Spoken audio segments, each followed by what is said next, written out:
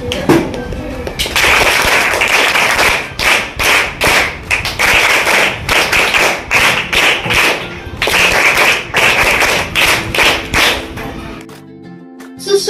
सुस्वागतम सुस्वागतम. सर्वांना नमस्कार. आज आपल्या जिल्हा परिषद शाळा बागणी नंबर 2 येथे नवरात्री निमित्त आयोजित मुलाखत आधुनिक दुर्गांची या उपक्रमांतर्गत ग्रामपंचायत बागणी येथे स्वच्छता कर्मचारी म्हणून काम करणाऱ्या सौ रुपाली जितेंद्र थोरात काकू उपस्थित आहेत. सर्वप्रथम आमच्या 6वीच्या वर्गाच्या आणि शाळेच्या वतीनं आदरणीय थोरात काकू यांचे सहर्ष स्वागत. आज आम्ही आपली मुलाखत घेणार आहोत. आपण दिलखुलासपणे मुलाखत द्यावी ही विनंती. शेटे गावून थोरात काकूंचं पुष्प देऊन स्वागत करावे ही विनंती.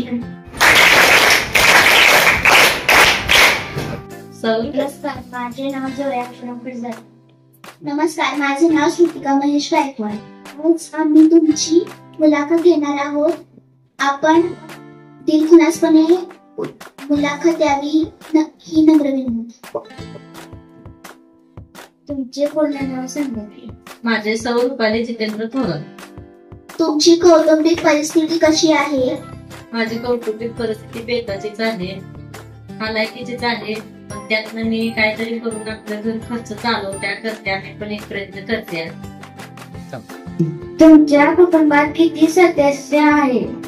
माझ्या कुटुंबात माझी 2 नातवंडे, माझ्या 2 सुना, माझी 2 मुलं, आमचे मालक मी. तुमचे शिक्षण किती आहे? मी 7वी पास आहे. तुम्ही आज्यातून शाळा सोडली. माझ्या आई वडिलांची परिस्थिती नव्हती मला शिकवण्याची. पूर्वीचे विचार होते की मुलगी जराशी मोठी झाली की लग्न लावायचे करायचे. म्हणजे 7वी पास झाल्यानंतर चुलता चुलती म्हणाली आता मुलगीला देऊन टाक्या, म्हणून माझं लग्न करून टाकलं. तुम्ही सध्या काय करता? मी सध्या ग्रामपंचायतीत आरोग्य विभागाला आरोग्य कर्मचारी म्हणून कार्यरत आहे. तुम्ही हे काम किती वर्षापासून करता? मी आता थोडक्यात सांगायचं म्हटलं तर नगरपालिकेत कोविडच्या काळात 1-2 वर्षे केली आणि आता आपल्या गावात इथं ग्रामपंचायतीमध्ये आता 3 वर्षे झालं सर्व्हिस करते, कार्यरत आहे. तुम्ही हा काम का निवडला? ह्या कामाचा एक 2 वर्षाचा अनुभव होता किंवा पहिल्यापासून हाऊसकीपिंगचं कामाचा एक अनुभवच आहे. कोल्हापुरात थोडे दिवस राहिल्यामुळं मला हाऊसकीपिंगच्या कामाचा अनुभव आहे किंवा या स्वच्छते कामाचा पण एक अनुभव आहे. आणि इथे एक सभागती असं गावात जाता जाता ग्रामपंचायतीमध्ये महिला कर्मचारी म्हणून नेमणे एक जागा असं एक कानावर आल्यानंतर मी तिथे गेल्यानंतर मला ही पोस्ट मिळाली, मी गेले तिथे. या कामातून तुम्हाला समाधान मिळते का? होय, समाधान मिळते. माझं कामच आहे. यातून तुम्हाला महिन्यात किती पैसे मिळतात? माझे तसं रोजंदारीनेच आहे. मी अजून मला 280 पडतात महिन्याचे. 7,580 रुपये पगार पडतो. करावे लागणारे काम आणि मिळवणारा पगार याचा मेळ बसतो का? बसत नाही, पण बसवावं लागतोय. समाजाचा तुमच्याकडे बघण्याचा दृष्टिकोन कसा आहे? समाजाचा दृष्टिकोन बघण्याचा कुणी चांगलं आहे ना बघते की बाबा हे घाण काम करतात, कोण म्हणते असू दे चांगलं आहे पोटासाठी करतात. काम करताना आलेले चांगले अनुभव सांगा. काम करताना एक आलेला चांगला अनुभव म्हणजे मला एक काहीतरी वेगळं करायला मिळालं आणि त्यातून माझी कुठेतरी प्रगती जी थांबली होती ती एक मला कुठेतरी एक नवीन आशा मिळाली त्यातून, त्या कामातून. हाच एक मोठा अनुभव आहे. काम करताना आलेली वाईट गोष्ट सांगा. काम करताना आता वाईट गोष्ट आलेले प्रसंग बरेच आहेत, पण काहीतरी आपलं आता कसं सांगता येणार ना शब्दातलं सगळंच. पण एक गोष्ट सांगते की वाईट म्हणजे आलेली गोष्ट म्हणजे कसं नाही एवढं सांगता येत. सांगा की सांगा, लक्षात आलं पाहिजे मुलांना.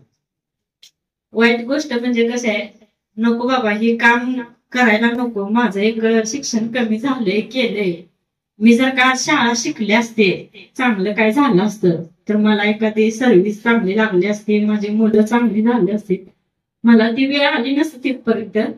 पण वाईट गोष्ट म्हणजे एखाद्या कुत्र्याची पिल्ली 3-4 मरून एक चौकात पडली होती. ती उचलत होतो मी. त्यावेळेला मला लय वाईट वाटलं की आज जर का शाळा शिकलो असतो तर ही परिस्थिती माझ्यावर आली असते का. तुमची सर्वात मोठी ताकद कोणती? माझी सर्वात मोठी ताकद म्हणजे माझं मनकाटच आहे. तुमच्या जीवनातील अविस्मरणीय प्रसंग सांगा. अविस्मरणीय प्रसंग सांगायचे झाले तर तसं बरेच आहे ते. अविस्मरणीय प्रसंग म्हणजे मी कामाला लागलो आणि मी काम करत्या हेच न विसरण्यासारखं आहे. आमच्या प्रश्नांची उत्तरं देण्यासाठी तुम्हाला कसं वाटते? छान वाटलं. एक मन मोकळेपणा, 1-2 गोष्टी का होईना तुम्ही इतक्या लहान असून करून आजच्या दिवशी इतकं काय विचारलं की थोडं का होईना मन जरासं हलकं झालं. तुम्ही आम्हाला कोणता संदेश द्याल? तुम्ही चांगल्या शाळा शिका.